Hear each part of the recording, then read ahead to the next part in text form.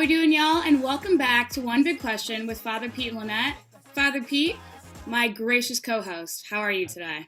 I'm doing great, Lynette. I'm doing really well. Just kind of hanging out over here in Como. How about yourself?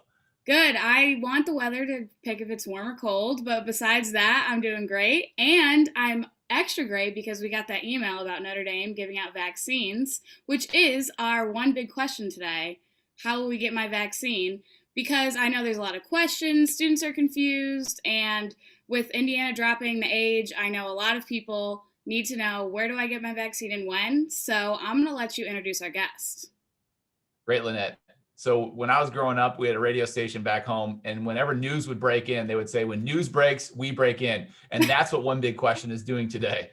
We are talking about vaccines, and we have gone to the expert, a gentleman that I've had the privilege of working with for a long time, a true man of Notre Dame and a class act. His name is Brian Fremeau. And in this case, after a long history and a variety of different roles, is currently serving as the director of the vaccine administration team. Brian, welcome to One Big Question.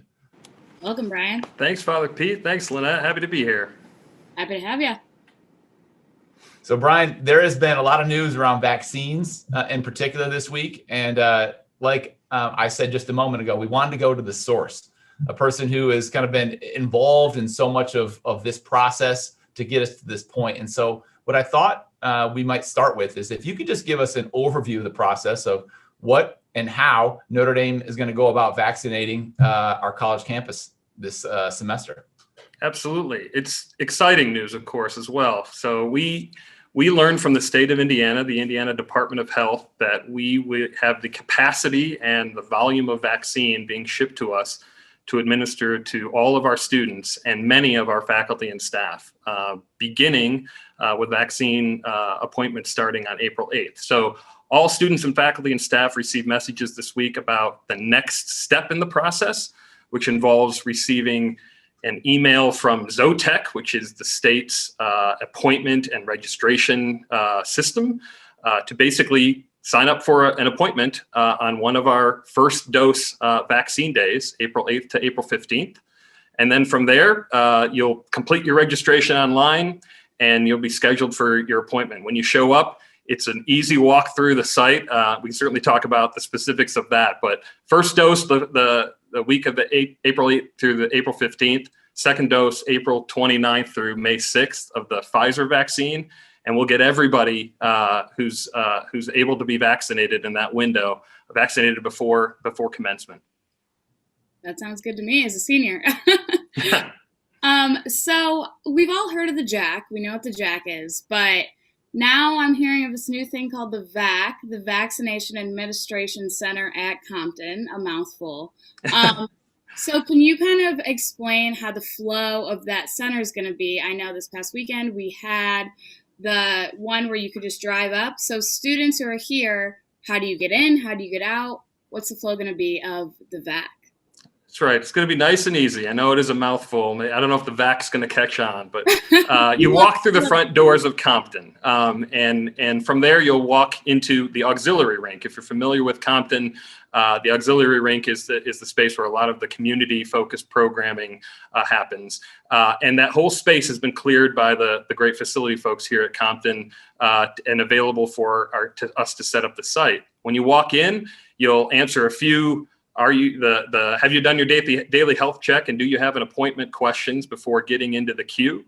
The check-in process is very quick. We learned from the state operation this past week, it can be as little as 60 seconds if you've done all of the pre-registration steps to simply check in, confirm your appointment, and proceed to get your vaccine. And we'll have we'll have 18 vaccine stations running at any given time, and be able to process a high volume every day to get vaccinated.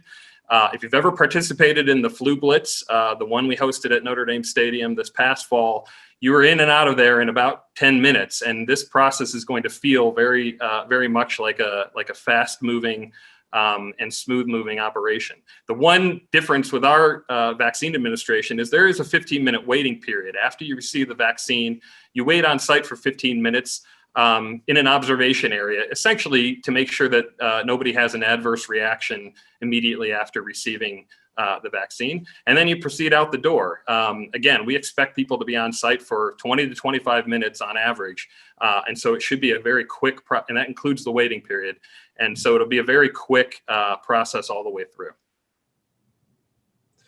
Brian, this is awesome in terms of thinking about the number of people that you're going to have moving from point A to point Z.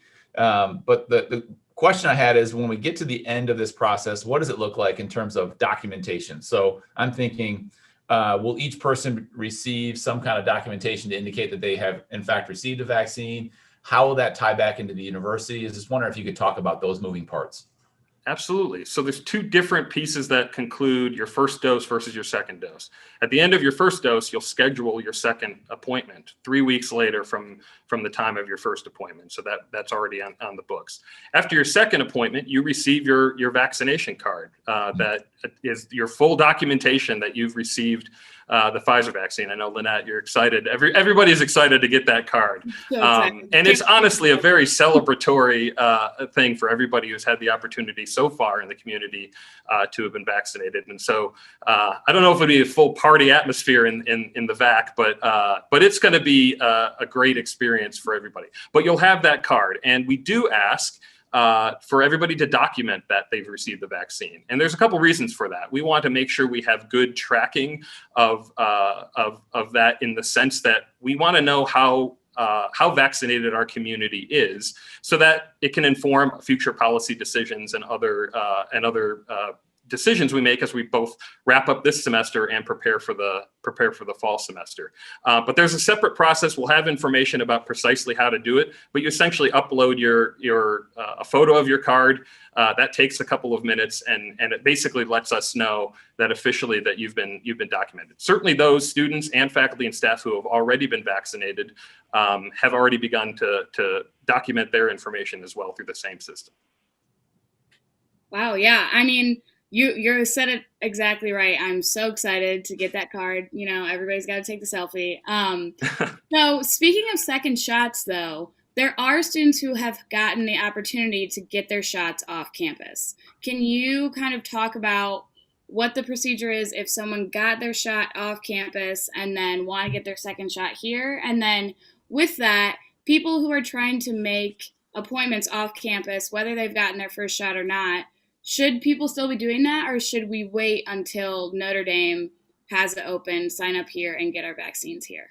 That's a great point. We do want every student to have their first and second doses at our site. So though appointments have become available to students to make those in the community, we want you to either cancel existing ones or hold off on doing that and wait for that message from Zotec to make the appointment for the Compton site for both your first and second dose.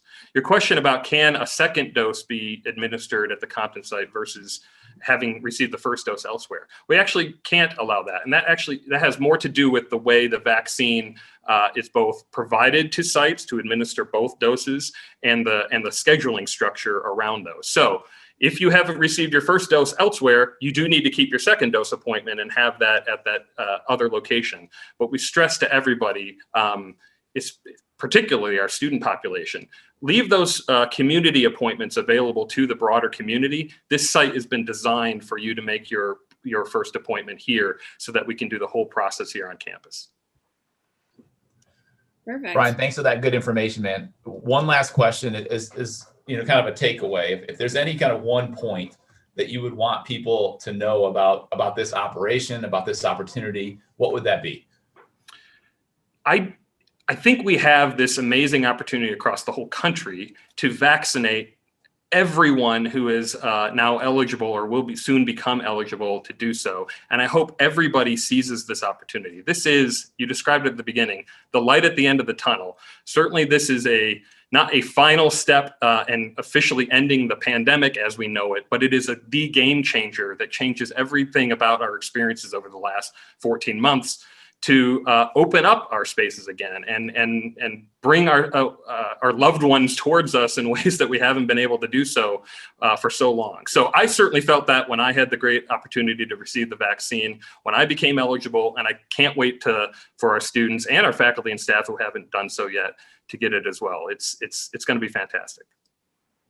Yeah, I mean, that was perfect, poetic, Father Pete. Do you have any last words before we wrap it up? No, I'm going to leave it on Brian's words. Those were great. That's perfect. Well, thank you everyone for watching. Brian, thank you so much, not only for what you're doing for our community, but also appearing on One Big Question. For everybody watching, don't forget to follow us on Instagram and Twitter at Notre Dame. Keep submitting your questions. Like Father Pete said in the beginning, we want to keep breaking news and keep breaking it for you. So everybody have a great week and go Irish.